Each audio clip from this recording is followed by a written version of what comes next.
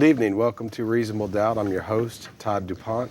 Reasonable Doubt is a weekly live call-in talk show that's sponsored by the Harris County Criminal Lawyers Association, typically dealing with matters in the criminal justice community. Appreciate you tuning in and watching. Going to have an outstanding show for you tonight. Let me jump right in and introduce my co-host, lawyer extraordinaire, Mr. Quentin Tate Williams. Evening, Todd. How are you tonight? I'm fine. Yourself? Well, I'm not too terribly bad today. Long week, just about over. Okay. Well, I got to work through the weekend myself. Well, I do too. Now, I'd like to go ahead and introduce our guest this evening. Please. Y'all may remember him as the chief of the Houston Police Department. He is now the Democratic candidate for the Harris County District Attorney's Office. He is C.O. Bradford. Thank you for coming on this evening, Chief. Thank you. I'm pleased to be here. And early voting starts Monday. Thank God. Thank you. You know, when you started this campaign, you announced in March 2007? I actually started campaigning in May 2007 and officially announced in September 2007. So, I mean, you're looking at almost 17 months since you announced. Yes. Did you ever think you'd run a 17-month campaign? No. In your life? No, Harris County is huge. It is larger than 24 states in America. And by the time you cover the outlying areas of the county, plus Houston proper, it's quite a bit of work involved.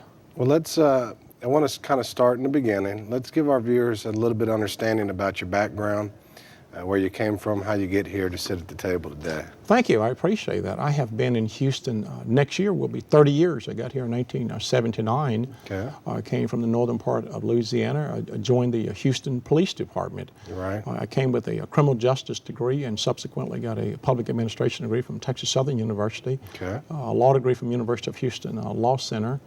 I have, in fact, been an attorney for 15 years, served 24 years with the Houston Police Department. Mayor Bob Lanier appointed me police chief. Right. Mayor Lee Brown reappointed me as police chief. When was the first appointment? 1996. Right. Mayor Bob Lanier appointed me as police chief in 1996, and I served a total of 7 years as police chief. So 24 years with the police department, 7 years as police chief. FBI Academy graduate, had an opportunity to attend Harvard University, Kennedy School of Government Management program, and have seen almost all aspects of our public safety process here in Harris County.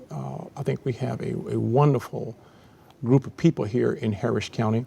Our criminal justice process has been blemished in several ways due to the actions of the former district attorney. Right. And I think we can move forward this election and recognize that we must bring back justice and fairness to the process and rebuild integrity and trust in the process.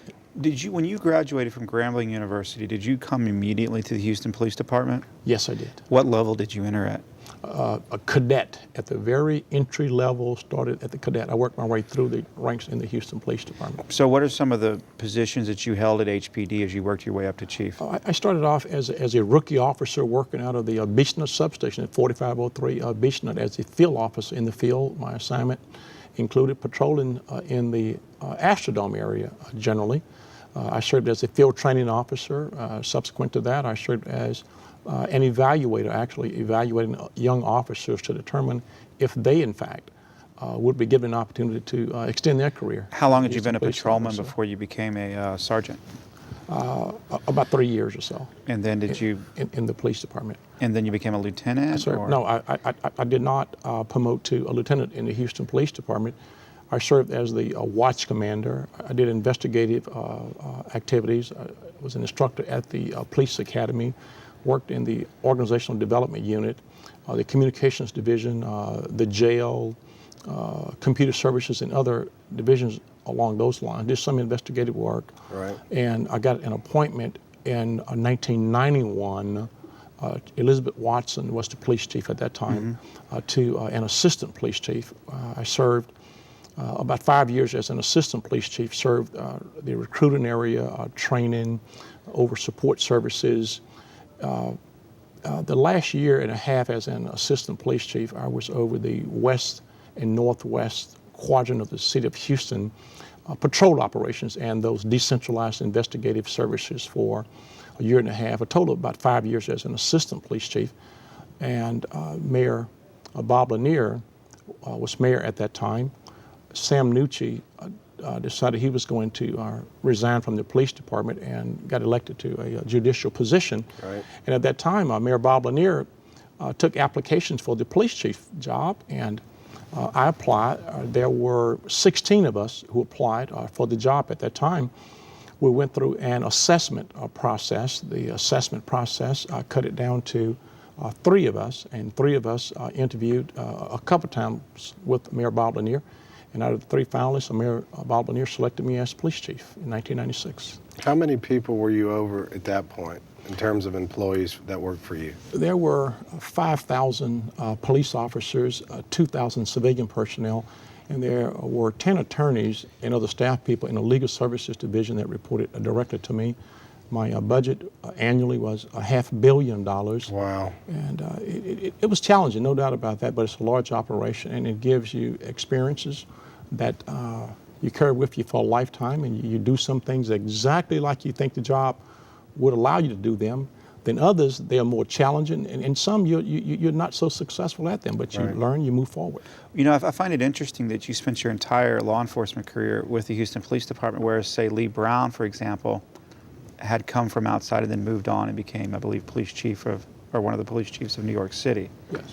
And during the time that you were at the Houston Police Department and you moved up that ladder, what do you think some of the largest challenges in the department itself were that you saw, that you promised yourself someday, you know what, if I ever get a chance to do something about this, I'm going to? And then when you were in a position of leadership, what did you do about it? The Houston Police Department is a fine organization. There are a number of great men and women who work in there that are doing a really good job. But public safety is a community responsibility. The police can't do it all. They must have cooperation from other law enforcement agencies, the district attorney's office, and Sure. citizens in the community. When I joined the Houston Police Department, Mayor Brown was not the police chief at that time. I had been on the department about 2 years when Mayor Brown became the police chief here. And it was really great in that he worked hard to involve the community into the police department, open the community up, and actually developed a concept called community-based policing or neighborhood-oriented policing. I was part of the team. Storefronts and that sort of thing? Yes, absolutely. I was part of the team that helped develop the community policing concept here in Houston and implemented it. That strategy changed the culture of the Houston Police Department. The Houston Police Department is not one without its history. When I joined the department, it was a very different department in the late 1970s than it is They had just today. come out of some tremendous unfortunate scandals there in the late Yes, 1970s. absolutely. But today, with storefronts, with citizen advisory committees, with resources being developed jointly in the community, bike patrols, better training for police officers, victim service type assistances and things of that nature. You know, with that type of emphasis on community outreach by the police department, what is your personal opinion about the policy that's been done in some parts of the country where in immigrant and typically Latino communities, they're asking police to verify the immigration status of citizens? Do you think that will have a negative impact on people reporting crime if they're afraid they may get hauled away to INS detention if they call because somebody's molesting their child or the domestic violence situation? I think we must enforce our laws. I think we must secure our borders. Asking citizens to prove that they are a U.S. citizen, will that hinder, retard people coming forward to cooperate with the police? Yes, it will. No doubt about that.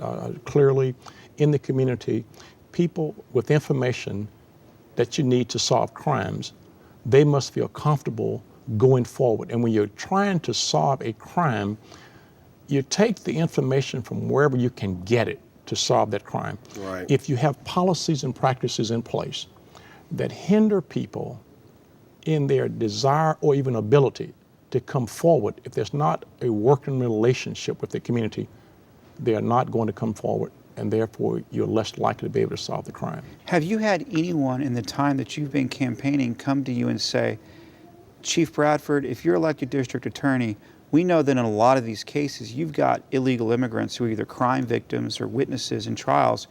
you guys as law enforcement officials in Harris County need to verify their immigration status and turn them over to the Department of Homeland Security after they're done testifying so that they can have the law enforced against them. Has anybody suggested that to you? Yes. We've had that issue come up from time to time. And I think that if someone is breaking the law, there's an accountability process that must be had. But do you feel like that the DA's office, in the course of prosecuting crimes, particularly say for trials, witnesses, that's an appropriate forum for that type of enforcement activity to take place? When you look at illegal immigration and the impact it has had on, some people say that is a federal issue, that is a national issue. I disagree with that. I think when you look at healthcare services, education, public safety issues, those are very local things that are impacted by illegal immigration. At the same time, I don't think that we can step forward and say, okay, we need you to help us solve this case, and now we're going to throw you in jail. Right, it would have a chilling effect on people participating in the process. So we need what you hear talk about, a comprehensive immigration policy. We should seal our borders and then have a healthy discussion about what we're going to do for, to, and with those people who are here illegally. I don't think it's practical that we're going to deport somewhere between 12 and 20 million people. I don't think that's going to happen. Do you think it's practical, for example, that there are a lot of people who are being prosecuted on the state level who are already subject to deportation by the federal government? Not somebody who's going to be deported as a result of, say, a conviction by the DA's office should you become DA, but maybe somebody that already has a deportation order, but they're sitting in county awaiting trial on a misdemeanor DWI or family violence or what have you.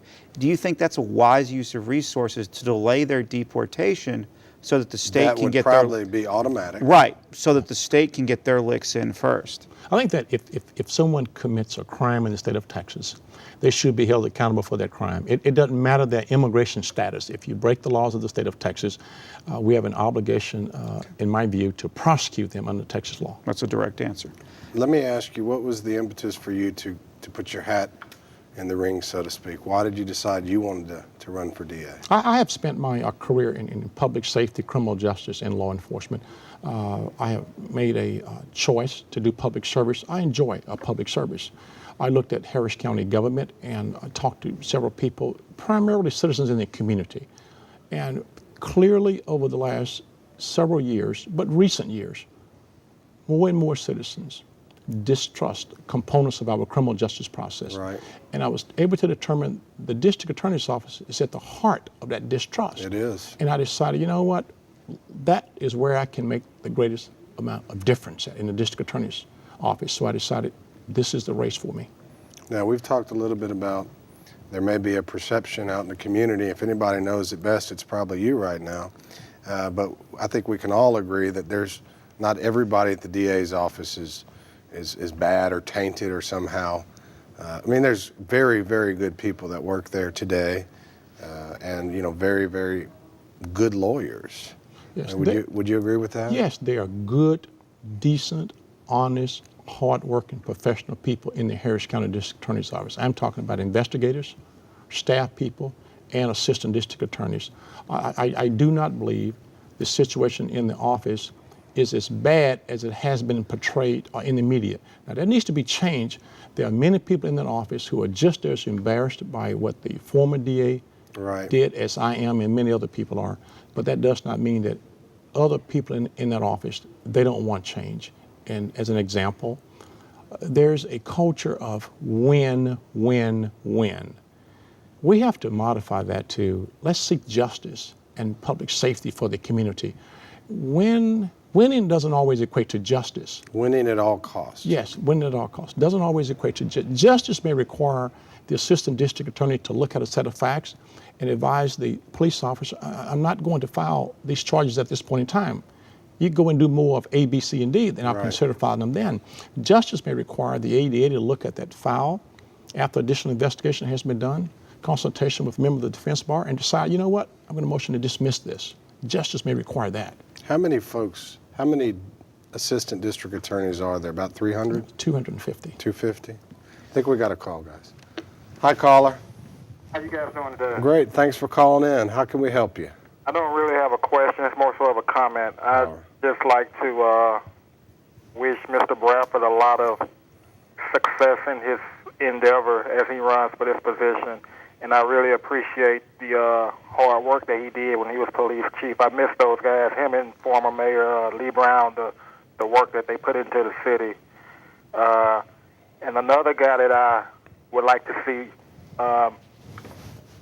successful in the position he's running for is Adrian Garcia. I hope he gets a lot of support for the job that he's going after.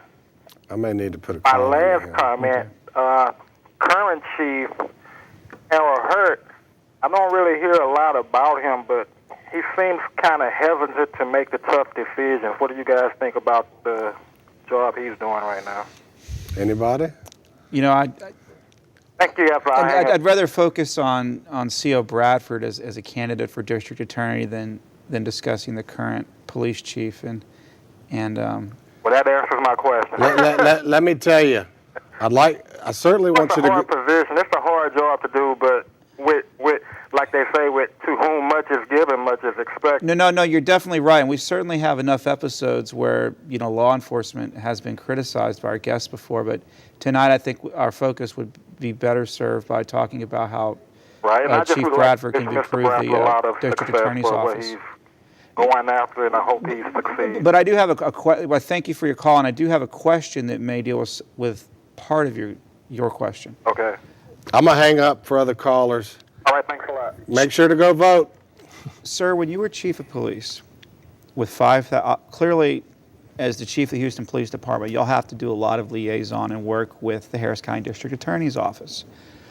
Were there any challenges in that relationship at that time between the DA's, working with the DA's office and the police department, that you saw that you could correct as district attorney?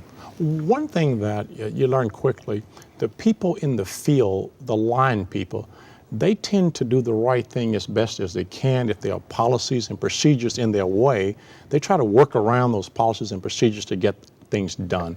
As police chief, former DA Johnny Holmes was district attorney the first couple of years I served as police chief. We worked hard on the law enforcement side, on the prosecution side, to get things done. There's not any particular thing that I could say that was wrong or that impeded officers from doing their job. I have a question, and this may be a little more specific. The police department, Houston Police Department, is governed by general orders. Fair enough? Yes. And as police chief, you issued general orders. Yes. What are general orders for the viewers? Those are the policies that regulate the operational aspects of the Houston Police Department, everything from procedural things to employee conduct. Now, if a general order, say for something like DWI, is issued by the office of the chief, does anybody else have authority to countermand specific provisions of that general order? No, the chief of police only reserves the right to disregard and rescind policies in the general order. What about if, say, for example, maybe the district attorney's office thinks that it would be more effective for prosecution purposes if certain police procedures were handled in a different way, and they send an email or something to the police saying, hey, investigate it this other way. Do you think that's an appropriate contact by the DA's office to the police if it's if it contradicts or may seem to be against the spirit of a general order? I think that policy decisions should be at the top of the organization when they're discussed in that fashion. I believe that the officers in the field, the assistant district attorneys, I believe the employees should have input into the policy making process. In recent years, technology, the district attorney's office has not kept up from a technological standpoint. Police officers around Harris County. Could you give us an example, please? How charges are filed, processed, and reviewed. There's technology out there now that can move that along much faster. And we are fast, respectfully. Yeah, Sure, absolutely. But an open file process. Let's go further to the ADA process and talk about fairness and justice. Harris County is way behind when we look at an open file process. The trial by ambush, those days should be put behind us. We should have an open file process where defense attorneys are not required to walk in, look at a file, take a yellow pad and take notes, And in some instances, someone stands over your shoulder like someone's going to steal something. As soon as I'm elected district attorney with the help of the voters, we're going to have an open file process immediately where attorneys on the defense side can have access to evidence in the file. We will make the copies. You just pay the cost and get that to you. And as soon as we can get digital technology, imaging, you'll be able to sit in your office with your code and pull it up on your screen. Well, so we should have that here in Harris County. You know, we do have some of that in Harris County, and I'll give you an example. In civil litigation, if I want to look at a pleading in a civil case file, and in some cases a family file, I just log into Harris County eDocs, and it comes up in PDF format, and I can look at the pleadings, I can look at the subpoenas, what have you. Do the same thing with Fort Bend County, just our neighbor, our smaller, maybe poorer neighbor to the south, and a lot of other counties around the state. And certainly in the federal system. In the system, federal system, everything is that way. Now, when we go to criminal court, the DAs can pull up the pleadings in PDF format. The clerks can, but why can't I? I'm willing to pay the fee to do that, just like I do across the street or in federal court or down 59. I think it's absurd that I don't have that access. Another example is that offense reports or incident reports where they come from HPD or the Sheriff's Department, I think it's easier for them to high-speed copy scan it, PDF it, and give it to the DA's office, who then, with a similar for fee service like GEMS or eDocs works off, I could access that from my office and save the time that I spend in court trying to copy this 10-page report in detailed fashion so that I can render effective assistance to counsel, rather than having a meaningful discussion with the DA about how to handle the case and maybe move along. I concur with you. I think justice requires us to do what you just described. If it's on the civil side, and we're not talking about life and liberties over on the civil side. I mean, but we have it on the civil side. I know. But you're right. But the Harris County District Attorney's Office, it is behind from a technological standpoint, and I pledge to correct that as soon as I can. Well, no, I mean, I believe the technology's there. It's just not available to all, is what concerns me. There are lawyers in this community that I know personally that handle murder cases and have to handwrite notes. Yes. Isn't that crazy? Yes. I mean, there's really, and for things, and from my point of view, like lab reports, okay? There's no gotcha with an autopsy or a lab report. No. Why not just fax me or PDF me the darn thing? It's not serving the interest of justice.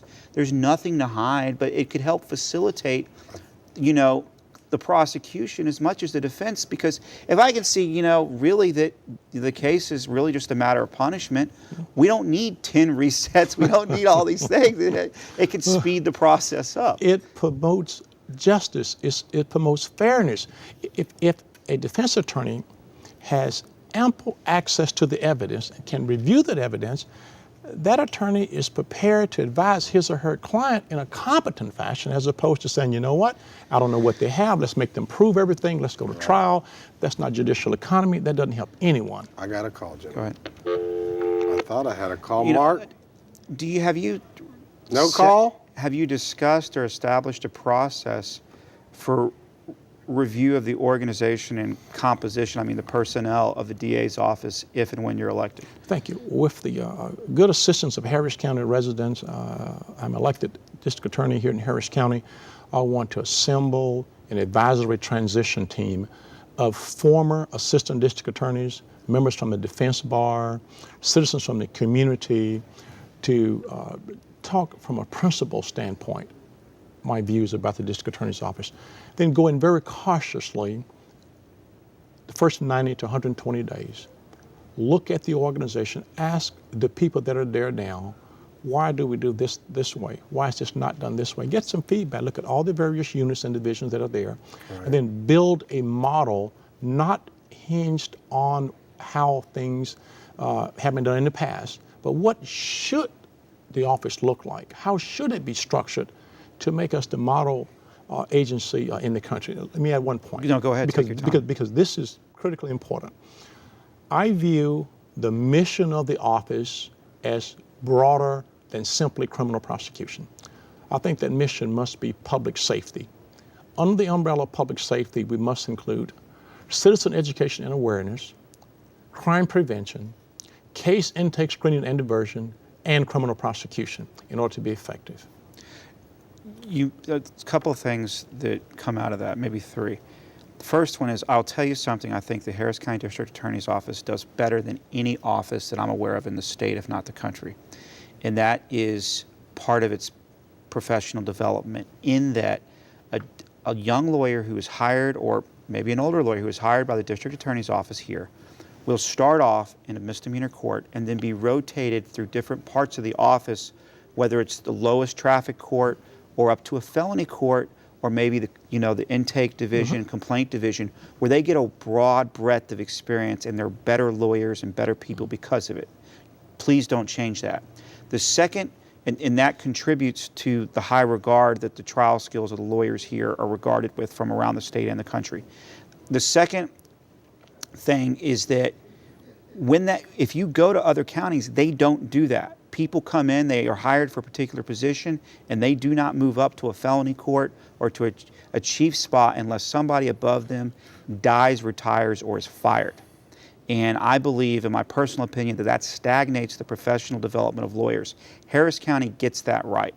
You get people in a position for 6 months, you get them good at what they do, and then they go on a rotation to a different court, maybe to a different level court, from a misdemeanor to a district court, and then they may come back down as a misdemeanor 3, and then they'll do time at the juvenile or at JP courts handling traffic tickets. Have you ever figured out how that rotation works? I don't know how it works, but I've seen, and as you have, because Todd and I practice all over the state, and we see other DA's offices from the outside in the small counties and even the mid-sized counties. And a couple of big counties, they don't do that, and they lose good talent because people get frustrated. They feel like there's never any advancement opportunity. Well, there is a turnover rate in the Harris County District Attorney's Office, and it permits for movement, no doubt about that. That's why it's important to have an assessment process and go in very carefully, look at the things that are working and working well, and let's not try to tinker around with those particular things. Do you feel like there's enough diversity, both maybe by race, ethnicity, or gender, or disabilities in the DA's office? I have not seen the diversity that's reflective of Harris County, and for a number of reasons, I think. I think there has not been an aggressive outreach in the proper places to get people there. You want people who are competent to do the job, people who are certainly desirous of public service. But I think we have to step back and look at the systems which drive the organization. Look at the recruitment process. What is the recruitment process? How does that work? Look at the training process. What is that process? What does it entail? Look at your retention policies and practice. How do you reward people? How do you promote them? You look at all of these systems which drive the organization, and you build those around obeying the law, respecting the principle of justice, and pursuing the truth. As an example, if a young person comes in, if they know they want to become a career prosecutor, there ought to be a training program, a career path. They ought to know, as a young prosecutor, this is what I need to do. Or someone who comes there and says, you know what, I just want to get my 2 years, 3 years experience and move on to it. That's fine too. Do us a good job while you're here. Right. So lay out a career path for people who want to become career prosecutors, because we don't want to lose the experience because someone is frustrated because their expectations about the organization were not met. Right, we got a call, gentlemen. I believe we do. Hi, caller. Hi, how are you? Not too bad. Thanks for calling in. Good, good. First of all, great show. Great show. Been watching you for a long time. Thank you. Appreciate it. that.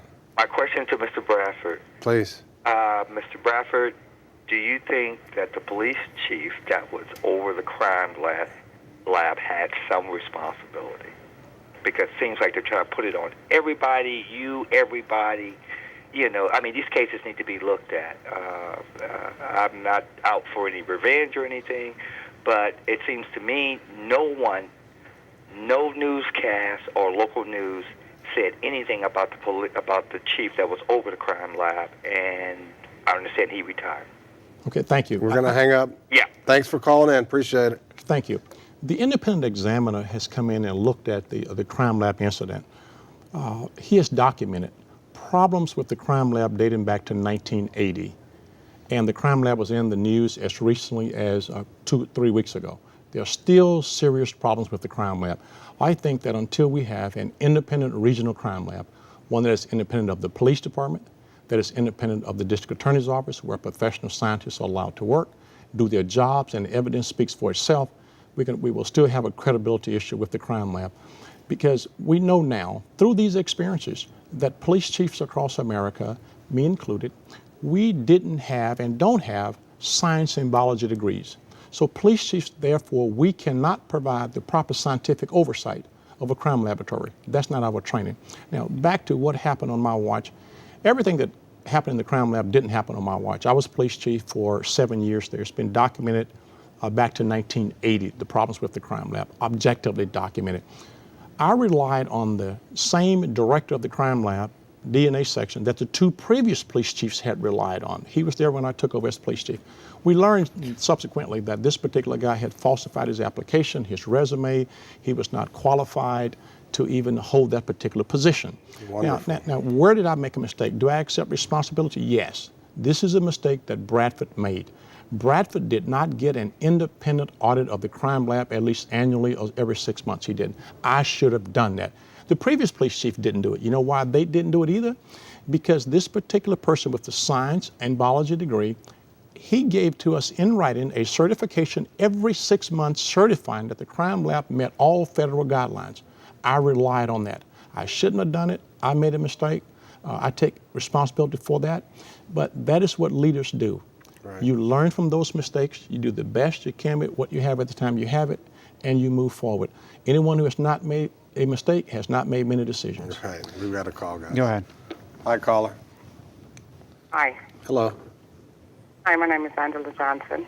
How you doing? Good. Can you turn your TV down for me, dear? Sure. Thank you. You can TiVo and watch it later. Okay. You'll hear yourself. My call, I wanted to know, when is it going to be in Harris County that a citizen will have a fair trial against a police officer if a police officer is involved? Well, ma'am, Todd and I both try cases fairly regularly, and we have been known to win a few. And so if that's if we couldn't have done that without a fair trial provided by the judge and the jury.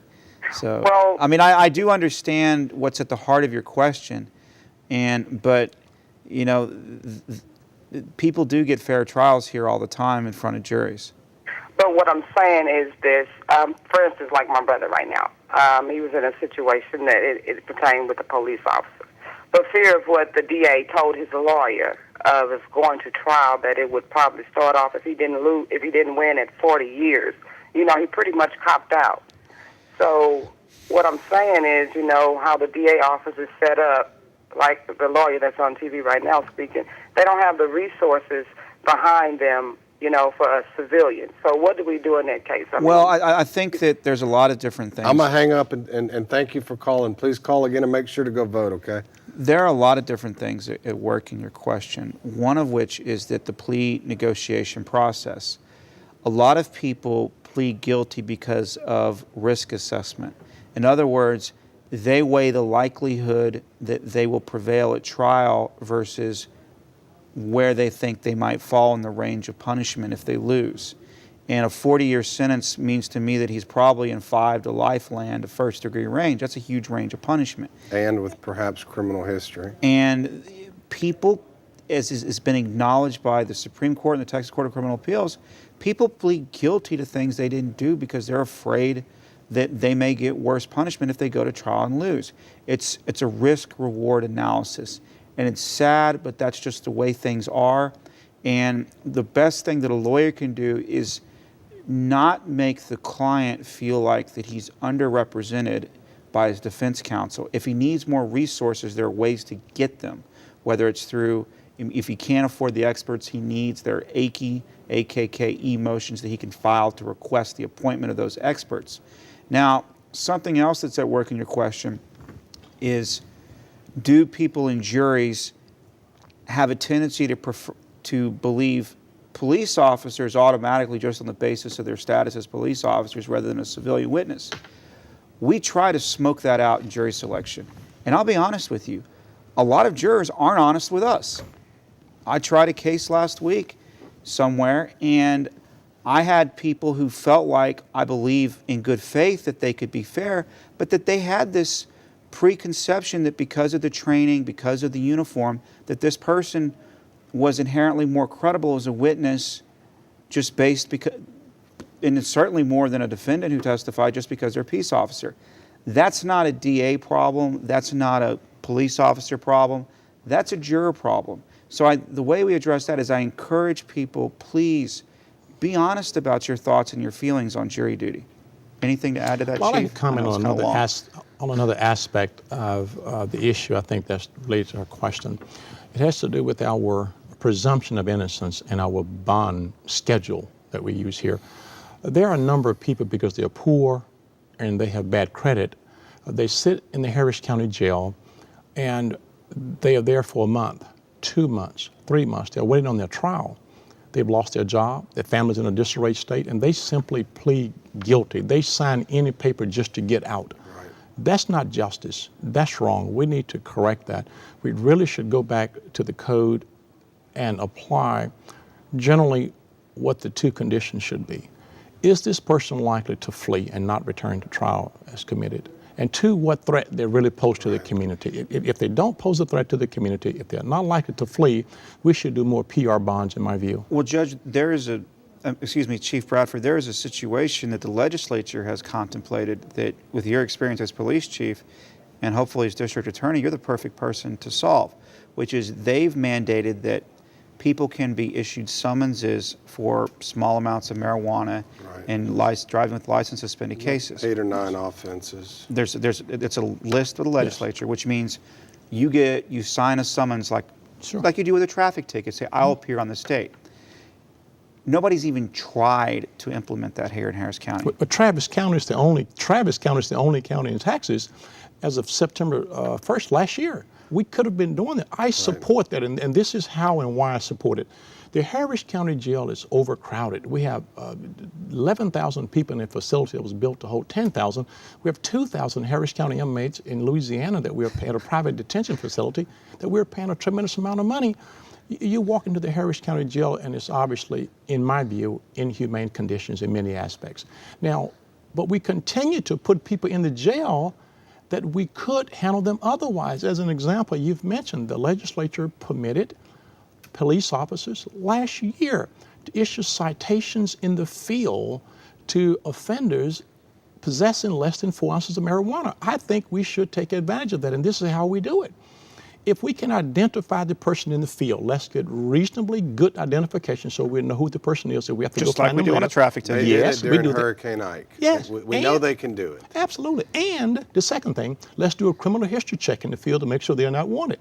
If you can do it, get good identification in the field, you can do a criminal history check to make sure they're not a bad girl or guy. Let's issue a citation. Now, what happens? The police officer gets to stay in the neighborhood, protecting the community. They're not driving way down to a booking center, time, energy, effort, and money. And the offender is still subjected to the same charge and the same punishment. So it just makes sense that we do it. I'm an advocate of it. Look, some people must be locked up to protect this community. No, nobody disagrees with that. But I would submit we must balance public protection, offender accountability, and rehabilitation And they want to needs. keep asking the taxpayers for more money to make more jails. And that's the crazy part of this whole thing. Hi, caller. Okay. Hello? Dad? Yeah, hello there. Yeah, the question is this. I'm a person that regularly is down toward the courthouse. I'm sorry. As a lawyer, or as a defendant? You left I'm yourself. a lawyer, Todd. Okay, you left yourself open there.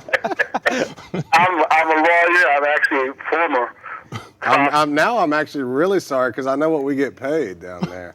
A long time ago. I'm a former prosecutor. But one of the things that has concerned me is that I've heard, and Todd, I'm sure you've heard, you guys, I know you're hearing this, that if former Judge Patricia Lycos is elected, that there's going to be some type of a mass exodus of the prosecutors. There are folks that are saying they simply are refusing to work for her. And I'm just. And how many of them have actually worked for her any before? Comments on that? I'm going to hang up, but thanks for your call. I think that the rumors that we hear at the courthouse are the leftovers of a former candidate's smear and fear campaign against both Judge Lycos and Chief Bradford, and I would encourage people to wait until, and not be afraid, and to see what they get and what the new policies are. And would you like to address that at all? I think that it is fair to say that there are a number of hardworking professional people in the district attorney's office. Many of them want to change certain aspects of the office. They have not been given an opportunity to do such, whether it's technology, whether it's some of the practice, some of the procedures. Change can be good in many ways. Some things in the office, they're working quite well. Something that young prosecutors have expressed to me personally is that they feel sometimes that their discretion is not welcome, or that there's not a real path for them to, say, go around their chief, or a review process, say if they think a case that justice isn't being done, for example, and that there is somebody they're supposed to be able to go to, but it's really a no man, and that they do not feel that the doors are truly open to them, and that they will not be punished professionally for dissent. That has been expressed to me. I've observed on too many occasions fully grown ADAs with 7, 8 years plus of education and experience say too often, I must go check with my chief. They tell the defense bar member, I have to go check with my chief. I think that there must be our supervisory oversight, no doubt about that. But these are professional people. They are trained. I think we give them broad parameters of what to do, then let them go do their job. Let them use their judgment. If they do something that are outside the parameters, then you bring them in and you ask, why did you do this, Fred? Why did you do this, Shirley? And give them an opportunity to explain why they did what they have done. And in many instances, I have found that employees who are working in good faith, trying to do the right thing, when they go outside the boundaries, it's simply because the boundaries need to be changed or modified in many instances. Well, we got a call. Okay. I want to take a call, but I want to get real quick. Look, are people going to be afraid perhaps to work for Pat Lycos? There's those rumors. Some folks, say they'll be afraid to work for Chief Bradford. So it's what it is. 1201 Franklin is a high school. That's exactly is right. all it was. And There's a new rumor every day that's going everything around down there. Let's get a call. Hi, caller. Okay. The question that I have is this. I have an aunt. Can you turn your TV down for me, sir? Okay, sure. Thank you so much. Well,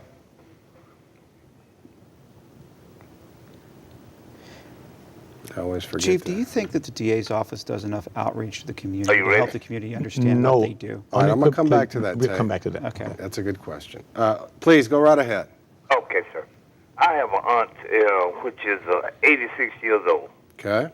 and I have the power of attorney, and then my wife got the power of attorney, which is, she's not related only by marriage. And my aunt, she's a vegetable. You know what I'm saying? If she, I took her to court, and I had went downtown and put a case on my wife before it happened. And they haven't done anything about this. She had took some property and sold it to my aunt. And they haven't done anything about it, and took another piece of property that belongs to my grandmother and put it in my name and to my daughter's name, which is not my child. Let me try to sum it up. You believe that perhaps you've been aggrieved at some point, but the district attorney's office isn't investigating? They're investigating, but then, yesterday we went downtown, and she had put her name on my bank account, but as the power of attorney, which she was never the power of attorney, and she kept the money. And my aunt is, you know what I'm saying? She Right. can't answer anything. I've paid attorneys, and it's just like they're getting together on her. You know what I'm saying? Well, the district attorney's office, generally through law enforcement, investigates alleged offenses and then turns that information over to... Took them information before it even... I understand, but what I'm saying is if they don't decide to accept charges, there won't be a criminal remedy available in terms of... there is, To the police station. I said, my wife and her boyfriend is trying to take the property. And it happened just like I told them. sir, there is They a, got evidence. These are evidence right here. thank you for your call. I'm going to hang up, Tate. There is a division of the district attorney's office. There's both what they call the complaint desk. There's also a public affairs where if you feel like that charges were not accepted that should have been, that you can contact the district attorney's office. They also have identity theft divisions, and we both know the several of the fine lawyers who work in that, and it may be something that's referred to them or to special crimes. But I encourage you to call the district attorney's office and ask for the public affairs or complaint desk, so that if you feel like there's something going on that hasn't been prosecuted, should be, they can to take note. But this dovetails into my question to you, that a lot of times people in the community don't understand exactly what the DA's office does, how cases get to it, or what its proper role is. How would y'all do outreach to help people understand that, aside from just press releases on big cases? Well, first of all, I will be visible and accessible in all the communities. I will be in the courtroom, in the hallways, and in the community. Not only will I just rely on the public information office, I think that's a good step, but that's just part of it.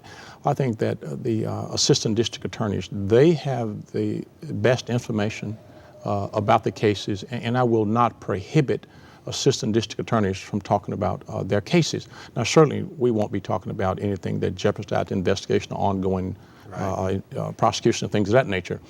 But I think that for the assistant district attorneys to have a community service piece that they are required to do, as opposed to 12 months out of the year prosecuting cases. Keep in mind, I think the mission is public safety and citizen education and awareness about the process. That's important, because if we can't get witnesses to come down and testify, we can't get testimony from people that we need to help make the case, or if they do come down to serve on the jury and they have suspect about the district attorney's office and the employees there, we're having a very difficult time making our case. And one last point on this.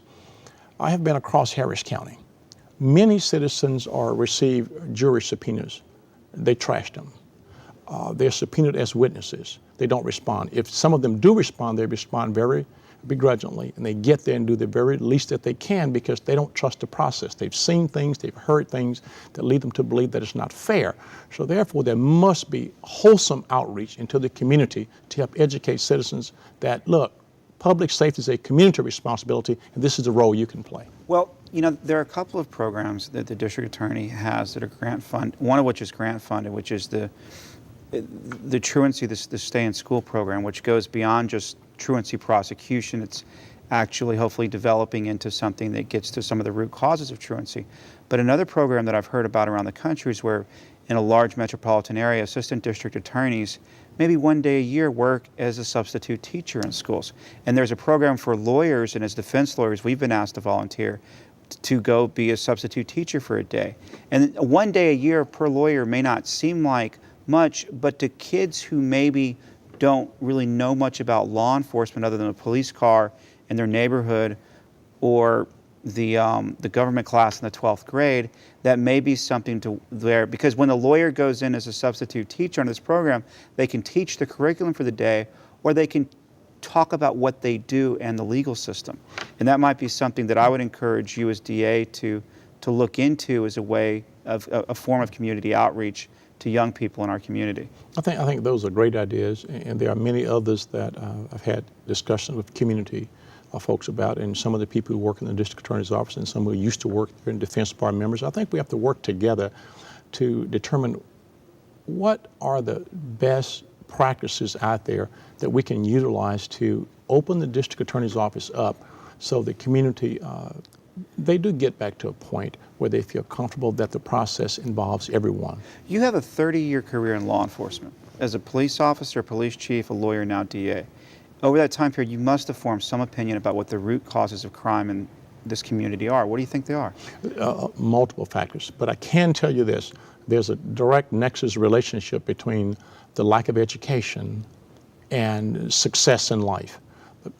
Young people need more guiding, coaching, counseling. It starts at a very young age. That's why I am a big proponent of after-school programs, because after-school programs are effective crime prevention strategies. So I think that we have spent millions and millions, let's say billions of dollars, trillions of dollars over the last 30 years on aggressive enforcement efforts and strategies. I think we certainly need to aggressively enforce the law, no doubt about that. But at the same time, we have to acknowledge that we have to put emphasis on prevention efforts and treatment efforts as well. I mentioned earlier that we must balance public protection, offender accountability, and rehabilitation needs.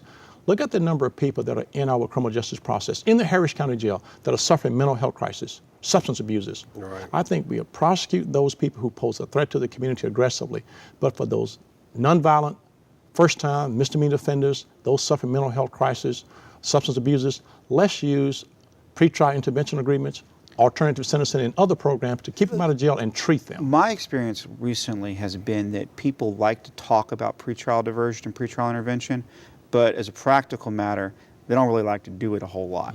And, you know, the DA's office promulgates these guidelines saying, okay, this is what a good candidate for pretrial diversion looks like. Here's the bullet points. You've got somebody young, maybe a criminal, even a deferred adjudication. That lives in River Oaks. Right. Well, that will no. I mean, let's be serious. You know, this will inhibit their educational or career goals. They're a first offender. It's nonviolent.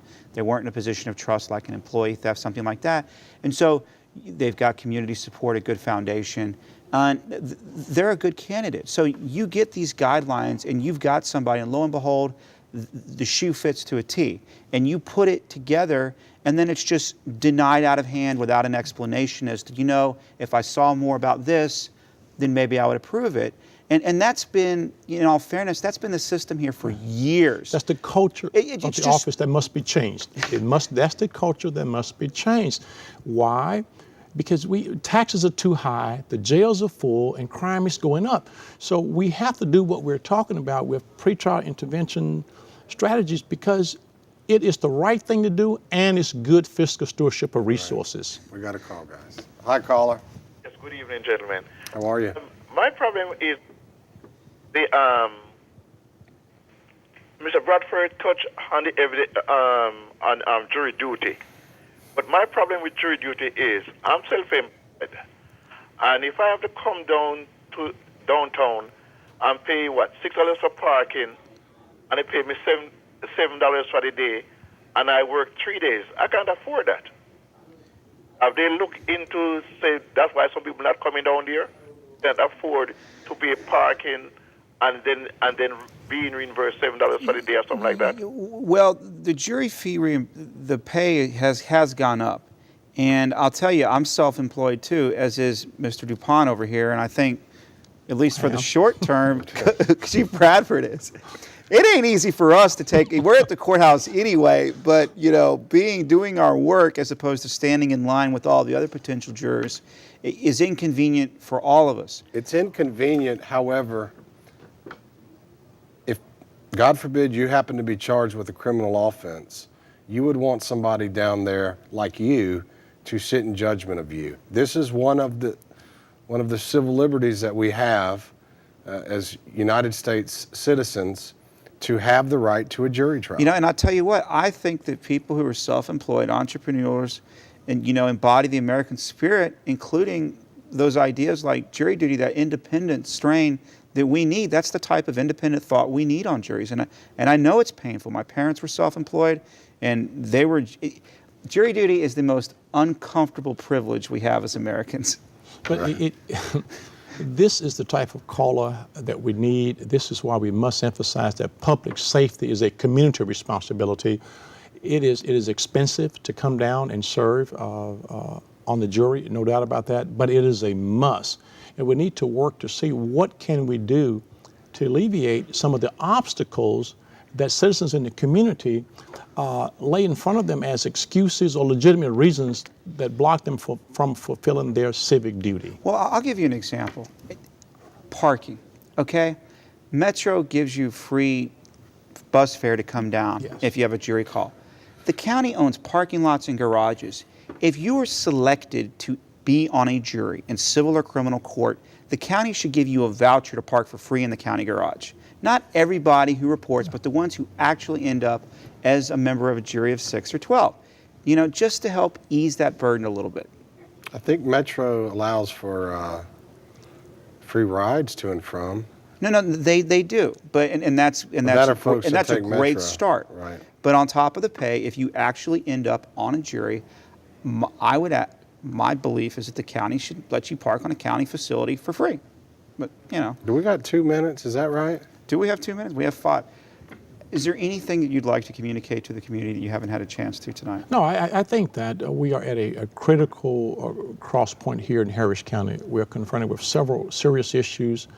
At the center is public protection, and we have to balance that public protection with offender accountability, rehabilitation needs, and realize that the model of locking everybody up for everything, we must change that. Crime is going up, the jails are full.